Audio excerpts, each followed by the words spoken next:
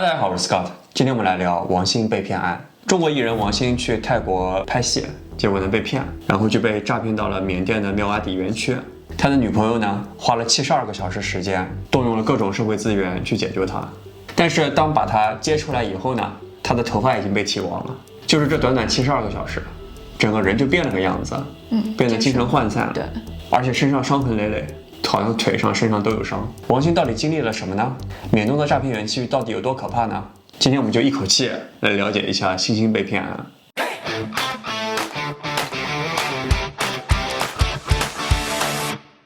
这个事情开始的时间是12月14号，有一个人叫做严16，他说自己是 GMM Granny 这样一个演员统筹公司，就跟王兴联系说安排试镜嘛。你知道演员拍戏之前都要先录一个试镜的视频，去看一下，符不符合这个拍摄的这样一个要求。这个 GMM Granny 这个公司啊，它是亚洲歌莱美传播股份有限公司，是一个真实存在的公司。这个公司是创立于1983年啊，它是一个泰国的唱片公司，总部呢在曼谷。那这个严16是谁呢？他也是这一次诈骗案的发起者哈，他是导演，也是影视剧策划。就他真的是导演，对，他真的是导演，只不过是一个小导演嘛，18线那种。对，18线，他就潜伏在各大演员群的群中嘛，他们有微信群，他就藏在这个群里面，他就经常以拍短剧为名呢，去招募很多演员嘛。而且他招募的，他不仅仅像是王兴这样的人啊，像演员，他还包括像场务、灯光、摄制组、就是工作人员，有很多人，不是只有演员。然后他的目的呢，就是把这些人去骗到泰国去，然后呢，从泰国送到那个美索县，再通过美索县偷渡到缅甸去，这么一个过程。严16原名叫做严文磊，他还用过别的名字，像严俊峰、严超、严军超这些名字。其实他一开始的时候呢，他也不是导演，他在2015年的时候刚刚到达横店嘛。在这过程中呢，他做过剧务、动作指导、群演，后来呢升到副导演了，就是他也是一路慢慢爬上去的。所以在横店的那些演员和工作人员，很多人都认识他啊。中国的演员是有些人是认识他的，很多人其实认识他，所以才相信他。对，只是他这个人风评不好嘛。有人曾经评价他说借钱不还。你看我找了一个他们群聊的图片截图啊，就显示说16公子有钱筹备戏了，那不如把欠我的钱先还了。就他一直乱问别人借钱对，其实风评不是很好嘛。而且严16本身也隶属于严氏天意影业，是他自己的公司吗？应该是，我觉得应该是他自己的公司，要不然叫严氏嘛。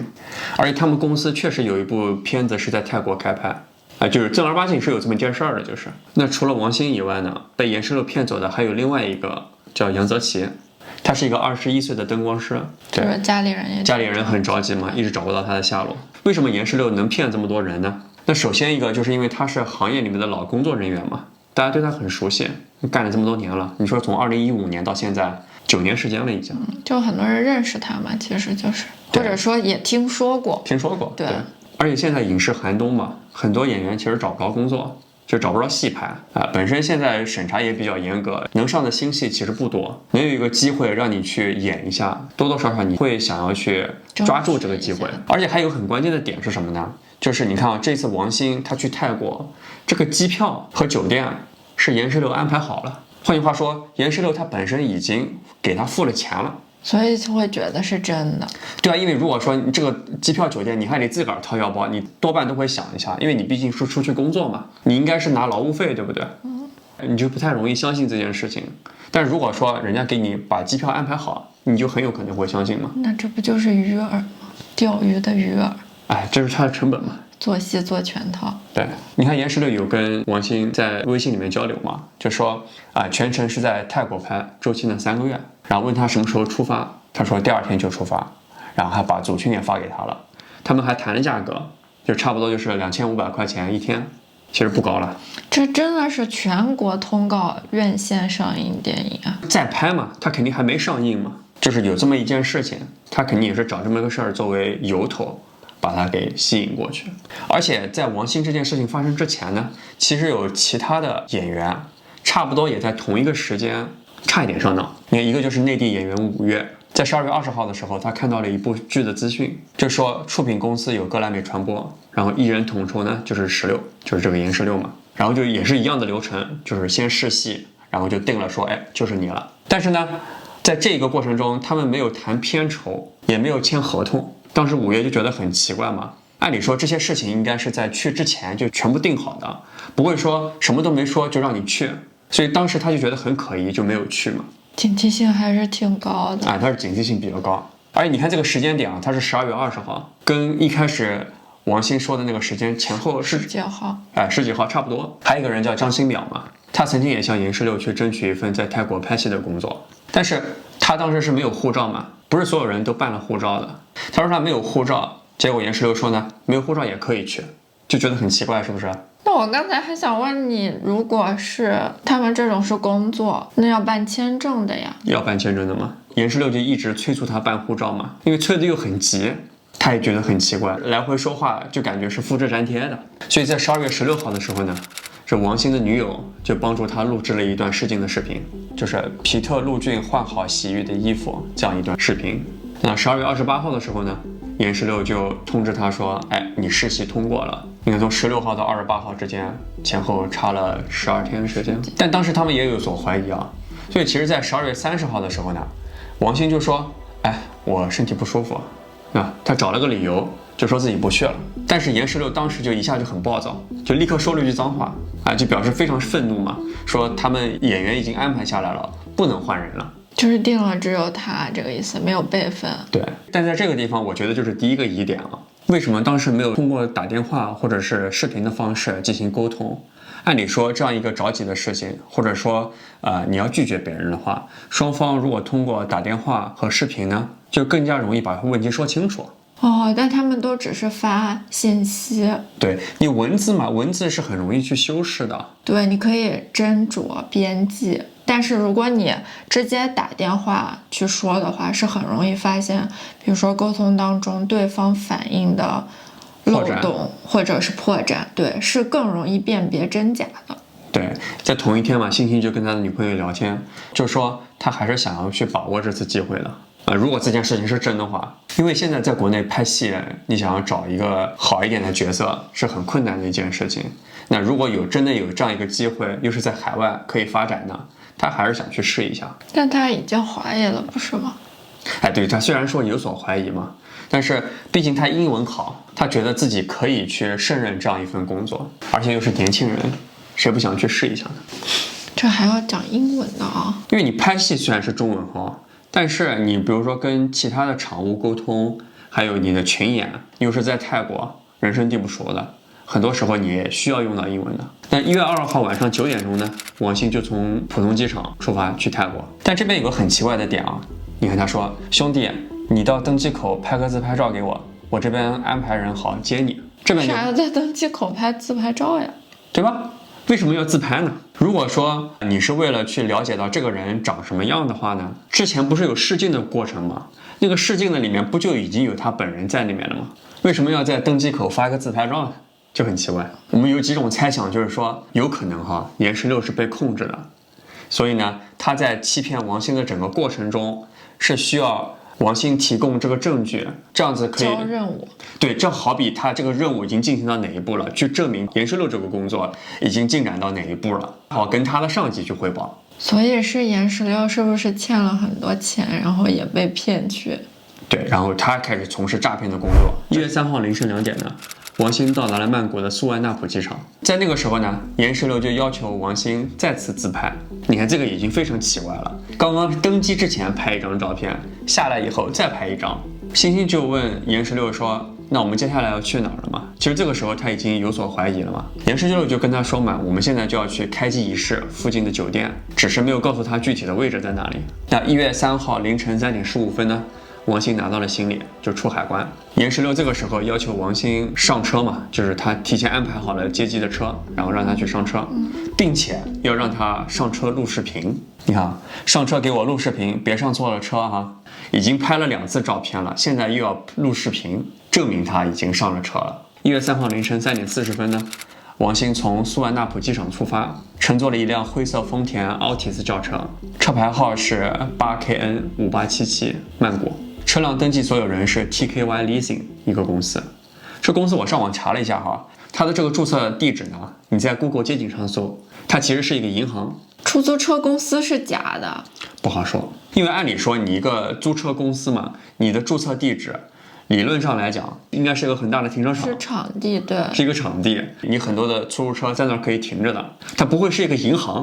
1月3号早上7点51分呢，他们这个车就一路向西北方向，沿着 AH1 公路驶向泰缅边境。当时因为星星已经有所怀疑这件事情，包括他的女友也是，所以他们在这个行驶期间呢，一直是保持联系的，所以一直不停的在把定位发给星星他女朋友。这个司机这么开着他，带着他走。我觉得他女朋友真的很厉害。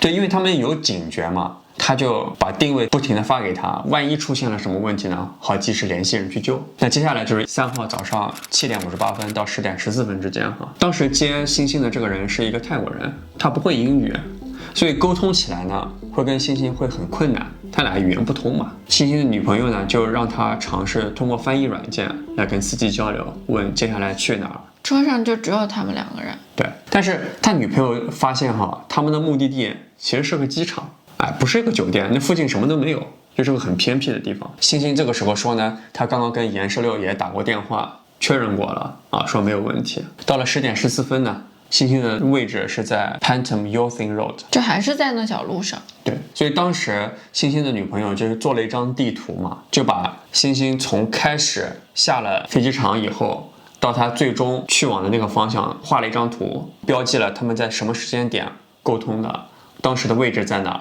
这不就是直接开向了那个泰缅边境，就是那一条路呀，也没有拐什么。所以它的最后位置呢就在美索线 H1 上。11点34分的时候呢，星星当时换了一辆车，从机场的车上换到了另外一辆车上，这就是再一个疑点了。因为你想开的过程中为什么要换一辆车呢？按理说你这一辆车不就已经送到了吗？为什么要换一辆呢？我猜他进入那个园区肯定得特定的那肯定的嘛，对其实是的嘛，我们后面才知道嘛，对吧？对。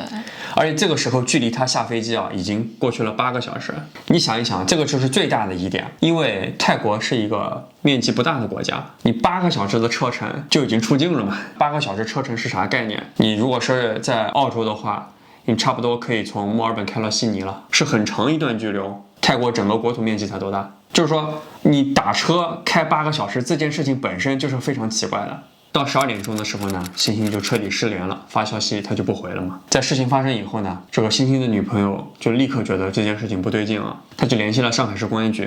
但是呢，上海市公安局要求他们去联系中国驻泰国大使馆和驻清迈大使馆。当星星女朋友去联系过了中国驻泰国大使馆呢，他们要求确认说星星本人是否还在泰国境内才能协助立案。为什么？因为这个人必须得在泰国境内才属于泰国的管辖区嘛，如果不在泰国的话，不就不好立案了嘛？而且还得是通过泰国当地的警局才行。但是呢，泰国市公安局当时电话也没有办法接听，而且星星女朋友她不是直系亲属，要求是直系亲属才可以对她进行立案。当他弟弟赶到上海市公安局以后呢，就被告知说这个事情可以立案，但是呢需要时间，他们需要上报，那短则1个星期，时间长的就要1个月。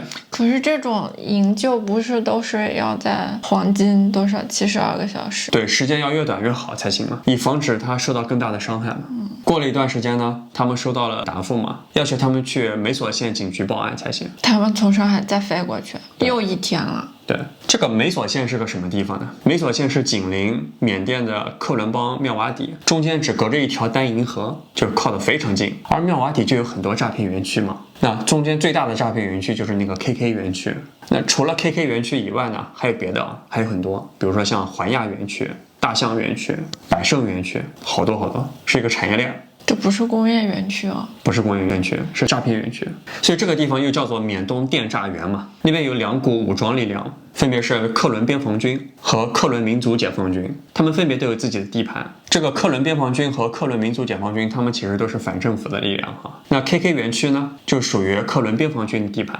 这个克伦边防军是怎么来的呢？2010年的8月份呢，从克伦佛教军分离出来了12个营，和克伦和平军的一个营组成了这个克伦边防军。在2021年的时候呢，他们一共有3000多兵力，对实力还是不错的。在2020年12月到2021年1月份之间呢，军方就警告克伦边防军说你们不能从事商业活动。那于是呢，2021年1月14号。整个克伦边防军就集体辞职，就形成了这样一股武装力量。那关于缅甸克伦族呢，我们之后会单独做视频给大家讲解这是一个非常大的话题，也很有意思。就是说，为什么缅甸政府是这么的脆弱，而它的这些武装力量又是这么强悍？为什么这些力量可以自治，各自统治一块地区，把它围起来，去从事这样的诈骗活动？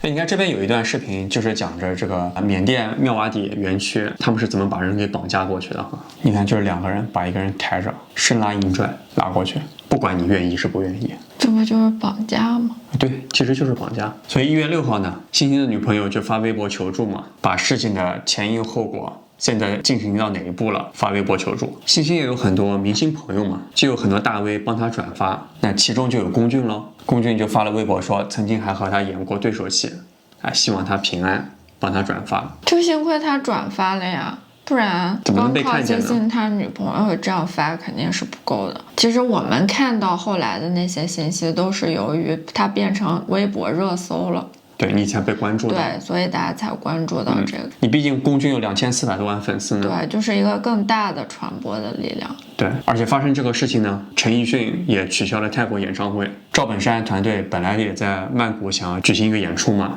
也被迫取消。而且你知道，就有人说希望去泰国看演唱会，然后呢就要找同行搭子，有人就冒充自己是粉丝团的，说可以帮你接机。你到了泰国以后，你也人生地不熟的，你上了他的车了，你就不知道被送到哪儿去了。中国政府呢就在1月6号介入了嘛，他们就协调美索警局去传唤当时接王鑫的那个司机进行询问，把他抓过来看一下这个事情到底是个什么情况。1月7号呢，早上12点50分，缅甸克伦族边防军称在水沟谷找到了王鑫，并且只是说呢，王鑫就是因为要去探亲，所以从泰国偷渡到了缅甸。下午2点钟呢，克伦族边防部队就把这个人交给了泰国警方。晚上7点钟呢，王鑫抵达了廊曼国际机场。晚上9点钟呢，王鑫被送到了廊曼国家受害者分类和转接中心，就是速度非常快。你看这个事情一旦成为热搜以后，马上这个反应特别迅速，半天之内这个事儿就完成了，就还把他挺快就找到了。对，这个是我觉得还挺奇怪的点。是吧？1月10号晚上呢，王鑫乘坐上海航空 FM840返回中国。次日早上55分呢，王鑫乘坐的这个航班抵达了上海浦东机场。那在整个这个事情背后呢，有个关键的组织哈，就是这个阿波罗汇皇公司，它也是整个园区最大的一个劳务中介。这个阿波罗汇皇公司，他们就负责把人从泰国骗到缅甸去，然后再把这个人分发给下面的园区。劳务中介，劳务中介嘛，就负责帮他们拉人过来的，所以他有各种各样的办法把你给骗过去。所以那个严16是跟这个公司不好说，严16肯定就是被控制了嘛。这个幕后老板呢，人称金老虎，郁总，是中国广东籍。那根据新闻报道说呢，说这个劳务中介规模非常大，实力也很雄厚。当然了，做这一行肯定要一点黑社会背景嘛。那演员王鑫到达泰国以后呢，被这个金老虎的手下叫做金灿，实施了绑架。所以那些车都不一定是严16安排的，对，有可能是这个公司安排的，还是说后面换车之后是这个公司安排的？是这个公司安排的，不好说，有可能全程都是他安排的。严16在这个过程当中，我觉得只是下诱饵的，对，他只是下个饵子而已，只是让王鑫去相信这么一件事儿。具体后面的整个过程呢，他也没有办法做决定。那现在严16抓到了吗？没有，还没有找到这个人。没找到。你看，这个就是阿波罗汇皇公司几个骨干一个是麦总，籍贯是唐山市，他也是国家红通人员，就已经被通缉了。已经被通缉了。对，是这件事情之后被通缉，还是之前已经被通缉了？对。那还有一个人呢，叫卢总，原来是广西人，他现在是持瓦努阿图护照，他都甚至不是持中国护照，其他国家的护照进入泰国的。根据王鑫后来被解救出来以后嘛，就说他们这个中间成为骗子的过程分为三步走，就是3栋楼。3栋楼分3级，便于管理。第1栋楼呢，就是第一批受害人聚集的地点，这里聚集了差不多10名中国人，就他们这一批被骗去的，有10个人，相当于他们在这边先进行安扎，安扎完了以后进行分类，分类到第2栋楼去。2号楼呢，就是一个大型的培训中心。他说，在这个地方呢，有差不多50名中国人被迫剃光头发，在里面要接受2到3天的培训。那他跟这些人有过交流吗？他咋知道是中国人呢？只是他们被限制了人身自由嘛，不能出去。他们在里面应该还是可以说话的，至少，只不过每个人都有任务。但他刚开始嘛，还是以文字诈骗为主嘛，就比如说发微信、写邮件这种。那3号楼呢，就是他们经过培训以后开始真正工作的地方。他们在里面每天是有 KPI 的，他每天要完成多少钱的诈骗任务。比如说1个月你有$3000的诈骗任务，完了以后呢，你可以拿到$500的报酬。他们也是有工资可以拿的，只不过你不能出去。他们这个园区鼓励是自给自足，你知道吧？在这个园区里面，你也可以生活，你也可以买东西，但是你不能你不能跑，跑不出去吗？很难跑出去，因为到处都有警卫嘛。那个围墙差不多5、6米高，上面都有铁丝网，你是出不去的。凤凰卫视也采访了一个知情人士嘛，就说泰国去解救王鑫，其实也没有费多大的力气，就是打了一通电话，人就找到了，之后就被解救出来了。而且根据这个知情人士说呢，说这个妙瓦底园区他们的电力、建材、食物这些东西全部都是通过泰国进口过来的。但这个园区是在缅甸。对，但是园区本身是在缅甸，但是他们的生活物资来自于泰国，都是从泰国来的。对，泰国肯定知道吧？不好说，因为要通过边境啊，他们没有边检嘛，这些。你说到边检，你看美索县距离妙瓦底园区就只有1河之隔嘛，就是过去吧特别方便。你看这段视频，右边就是泰国，左边就是缅甸，那边就是园区。你看这个东西漂在河上的，它就是一个船，是一个浮船。这个河看起来也没多深，也没有多宽，对啊，那不就是个小渔船就划过去了？没错，而且你看两侧都没有说什么边检人员，没有的，不存在。不就是个渡船吗？对，就是个渡船。你看上面还能开车，这车开上去以后，船划到对岸，车就开下来了。缅甸这边过来一个人下来看一眼，就放行了。泰国这边你看，这园区你别说，还建的还挺好，还有公园嘞，什么都有，还有泳池，你看。不好说，那可能是鳄鱼池，就是这么清楚。其实游过去也行，对，因为没有多远，看起来也就50米左右。那既然是这样，为什么没有去打击这个电诈园区呢？泰国也挺腐败的军方。对，因为利益纠葛嘛，边境稳定，邻国关系又很复杂，而且有传闻说呢，这个泰国军方高层其实是和这些电诈园区是有经济往来的。那我们就通过公开资料，就是想一想，他这个到底能挣多少钱呢？我其实之前有挺好奇你说现在人这个觉悟都挺高的，怎么会这么容易被骗呢？根据泰国警方估计呢，就是每天差不多有200华人跨越这个默哀河，从美索进入妙瓦底园区。每个人的赎金呢，就是你如果被绑架进去以后，你也可以出来，只不过要交赎金。赎金是多少钱呢？一个人是20万到50万不等。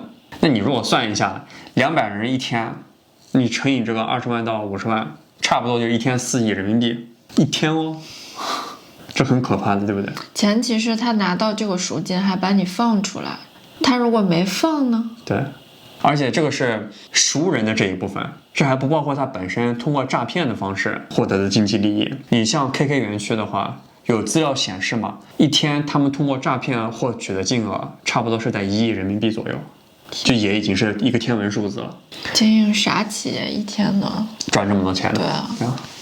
而且从电诈园区逃跑的人他不仅仅会被保安追捕，在当地镇子上那些人呢，他们其实是把中国人视作猪仔。就他们骗的只有中国人吗？没有其他国家的？也不只是有中国人了，像日本、韩国、台湾都有。只是中国人比较多一点。对，中国人比较多嘛。而且住在当地镇上的居民呢，他们如果看到有人逃跑出来还会把人给抓起来再送回去。如果被送回去了呢，还有5万块钱赏金。就其实他们那边几乎所有的居民都跟这个产业有关系吧，我觉得。对，而且现在有高科技加持你作为政府来说，想打击也挺困难的。其实泰国它一直也试图通过一些强迫性的手段去阻止这个电诈园区发展嘛。但是呢，你看啊，如果给它断网，他们现在有星链，哎，它可以通过星链上网；给它断电呢，他们有发电机。这发电机要用柴油，很多油啊，对，赚得多是吧？赚的钱有钱嘛。所以有内部知情人员认为呢，说以现在泰国的实力呢是没有办法进行单独铲除的，也要进行联合行动才可以。所以通过这个事情，我们就可以想，哎，你说为什么星星可以获救呢？那当然前提，首先他有一个很好的女朋友。我觉得他女朋友整理的那个事件过程写的文字的内容都非常清楚，对，非常清晰嘛，对，一看就懂，一看就明白到底是咋回事儿，哎，发生了什么事情，哎，他整个应对的过程非常沉着冷静。当然也少不了明星朋友的转发嘛，他就算写的再好，如果没有人帮他去转发，去获得公众的关注，很难做到这件事情。我就在想，如果你今天是一个普通人，你想要获救有多难？我现在知道的就只有2种方式，要么呢就是支付赎金，就是说他们在里面的人也可以有条件的跟外界进行沟通，但是能说的话非常有限，因为他的手机啊其实一直被监控的，基本上就是要索要赎金嘛，花了钱才能把他救出去。第二种呢就是逃跑，很难吧？也很难，对，因为你跑了还可能会被抓回去，对，你语言也不通，而且还有一个很重要的问题是，这些人当时他们从泰国被送到缅甸之前呢，他们的护照都会被人收走。这样子，他们本来是进入泰国是用中国护照进入的，好了，护照被人收走了，他们出了泰国的境，去了缅甸。他们如果说从缅甸想要自己跑回泰国的时候呢，因为身上没有护照，这泰国军方人员就认为你是偷渡进泰国的，他就会把你给送回缅甸去。哦，他觉得你是从缅甸偷渡到泰国去了。没错，因为你没有办法证明你是谁，你没有护照，这个就是最可怕的一点。因为缅甸他们经常有这种武装冲突，然后那些居民他们就会对他们就会往泰国跑。所以其实不是只有星星这一个人，这个事情其实也不是一个个例。一天200人嘞？对啊，一天200人呢。有一个戴女士呢，之前也是一样，2024年的时候呢，弟弟去了缅甸，然后失联了，她就很着急嘛，就发起了一个互助计划。但当时呢，这个计划没有太多人关注。但因为这次王鑫这件事情，星星回家计划就受到了重视，现在已经超过1000多人信息被写在上面。所以现在不是你从中国出境去东南亚，就是边防检查的时候会询问你很多嘛？对，就想要确保你不是因为被诈骗这样去的。而且进入缅甸也不是只有泰国这一条路线，其实之前也有像从西双版纳、从云南进入的路线。因为都是接壤嘛，只不过云南那边是接的是缅北啊，泰国这边接的是缅东。而且戴女士最近在接受采访的时候嘛，也说什么人群会被骗呢？像失业了、家庭意外导致的经济困难了，主要就是缺钱缺机会的人，生存压力，生存压力又很大，就挺惨的。本来已经遇到这种不好的事情了，然后又被骗。而且你知道最近还有一件有意思的事儿。说 TikTok 不是在美国要关停了吗？那很多 TikTok 的难民呢，就涌入了小红书。这小红书上一时间就有很多老外嘛。对啊，我这2天都觉得我是在看 X， 是吧？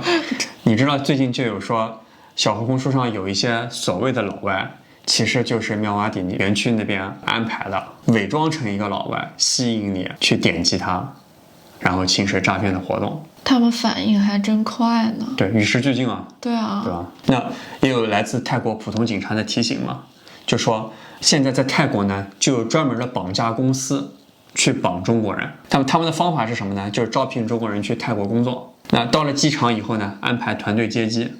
那你上了车以后嘛，你的人就被控制了，就问你要赎金20万到50万。如果有钱呢，你可以被放；如果你没有钱呢，就被卖到缅甸，一个人6万。护照也会被你收掉。